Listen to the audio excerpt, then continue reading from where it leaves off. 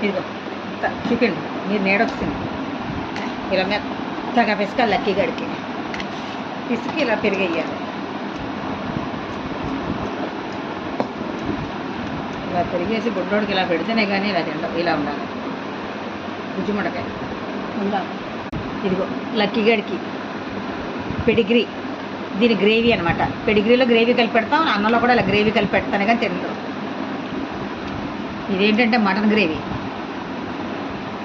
chicken గ్రేవీయా chicken gravy అలా వేసి పెట్టాలి దానికి అది చూపండి ఇదిగో ఇది ఇలా కలిపేసి అన్నంలో అది దీనికి వాసన వచ్చేస్తుంది ఎలా వచ్చింది చూడండి అది ఇప్పుడు లాస్ట్లోకి వచ్చి కొంచెం